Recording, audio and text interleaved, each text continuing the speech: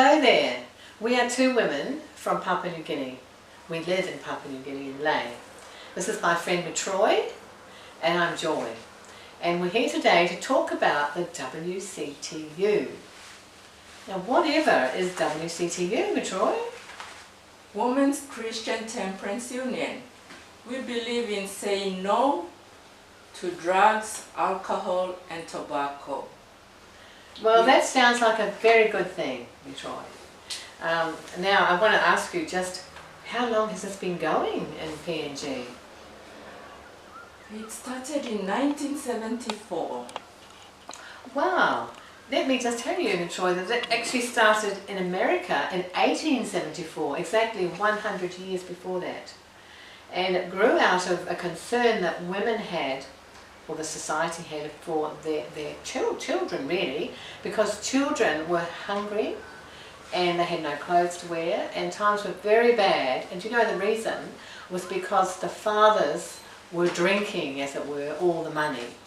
Drinking lots of alcohol, going to the pubs, the hotels where the beer was readily available, and so the women had no money. And so they began to, with much prayer, they began to pray about this because someone directed them to pray, and then they grew into big groups and the word spread to England, and so began this organisation called Women's Christian Temperance Union. So it's been going for a very long time. But why do we need it in Papua New Guinea? We need it in Papua New Guinea because it's a concern. It's a concern to family. Do you know what I discovered? I was in Bololo, just I think it was last year, and I spoke to some police, and I said to the police, what's the main problem for you to deal with in Papua New Guinea? And do you know what they told me, Troy? They said it was alcohol. That was related to nearly everything they had to deal with. There was lots of violence in Papua New Guinea, in families as well as in communities, and alcohol was the main reason. Lots of car accidents and many problems, and the many people in prisons are there because of alcohol. So that's huge. So what can we do about it? How can we help in Papua New Guinea?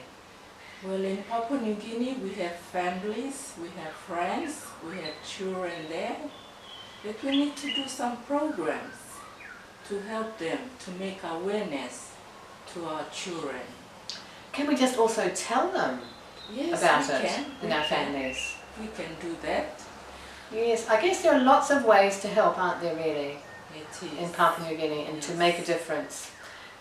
Any other ideas besides the family? What about the community? Well, community, we should have friends, and once we make friends, then we get to know who they are, and they will share their problems with us. I just thought of something, Troy. You know, if we see a drunk person on the street, what do you do? How do you feel about that? What should we do with them? Just ignore them? No, you should say hello to him. Oh. Be kind.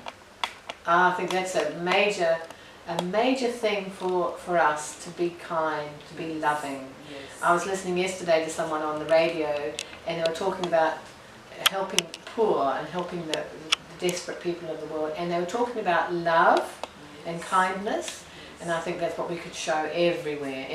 There are many ideas and things we can do, and do you know there are some excellent resources on the internet for WCTU, and we're going to put that up on the screen now.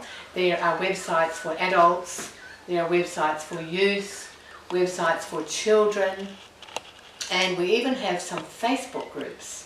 The Facebook groups are entitled I'm Worth It for teens. And we put things up there all the time to give you ideas of what you can do.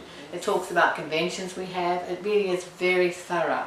So I invite you to look at those websites and choose some things that you might be able to do.